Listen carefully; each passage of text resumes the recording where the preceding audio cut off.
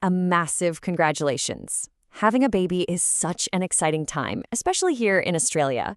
But look, for many new migrant parents, that incredible joy can also come with a bit of a mountain of confusing paperwork. But don't you worry, we're going to break it all down for you. This is your complete checklist for every essential step. You know that feeling, right? It's that mix of pure happiness and then that slightly overwhelming thought of, right, what on earth do I do now? From registering the birth to getting a Medicare, it can all feel like a bit much, especially when you're new to how things work here. So let's just make it simple. Believe it or not, your journey with Australian paperwork kicks off right there in the hospital. Before you're even discharged, the hospital staff are going to hand you a parent pack. And trust me, it is full of some really, really important forms. Okay, the one you really need to pay attention to is the newborn child declaration form. Honestly, think of this as your golden ticket. It's the absolute key to getting your baby enrolled in Medicare and for making any claims with Centrelink. You'll also get all the info you need on how to register the birth. And here is a huge critical warning. This form is a one-off. If you lose it, it cannot be reissued. I'm serious. So you have to get the proof of birth section signed by your doctor or midwife before you walk out of that hospital. Take a photo of it on your phone. Keep it somewhere super safe because losing it will cause some major headaches down the line. All right, so you're home from the hospital and hopefully, just maybe, you're getting a little bit of sleep. Now it's time to take those first few steps to make your little one official here in Australia. So, first thing on your to-do list, you are legally required to register your baby's birth. You do this with your state or territory's registry of births, deaths, and marriages. You've got a whole 60 days to get it done, and the registration itself is totally free.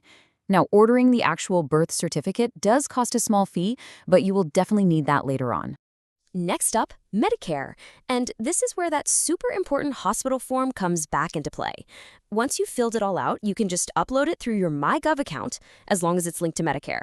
It's actually surprisingly easy, and you'll usually get a digital Medicare card almost straight away. Now, I need everyone on a 4882 visa to listen up because this is super important. If you're from a country that does not have a reciprocal healthcare agreement with Australia, we're talking about places like India, China, or the Philippines, your Australian-born baby is not eligible for Medicare. You need to add them to your private health insurance immediately, like right now. Okay, let's talk money. Let's talk about financial support. Centrelink has a bunch of family payments, and honestly, this is an area where a lot of new migrant families miss out. They leave money on the table that they're totally entitled to. So one of the biggest and most valuable benefits is the Child Care Subsidy.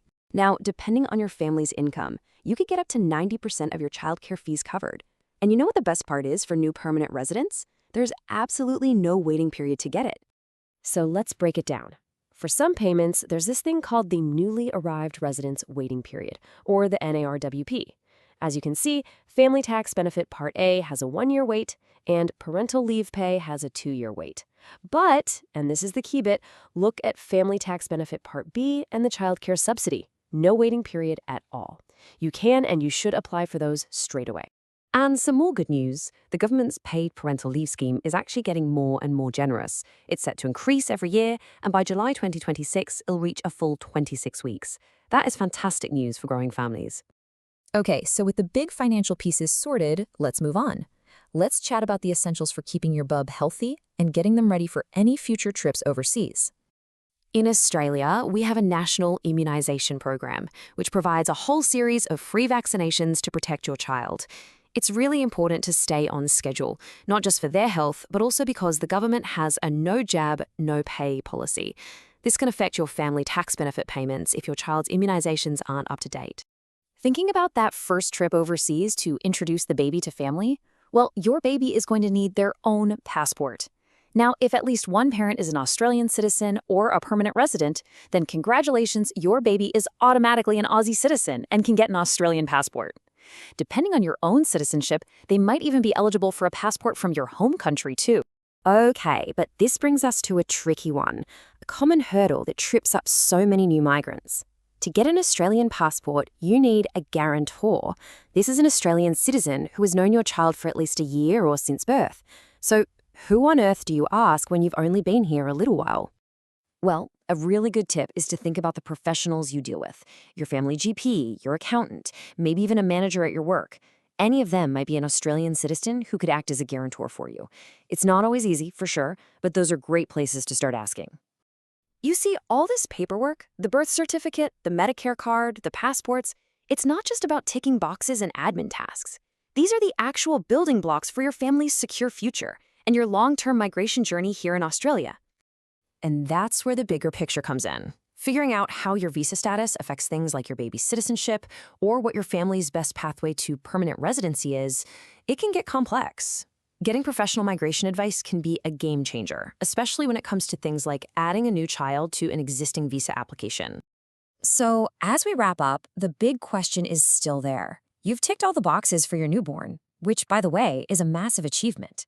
But what's the next step? Making sure your family's long-term migration pathway is just as solid and secure? Well, that's the crucial next piece of the puzzle. Thanks for joining me.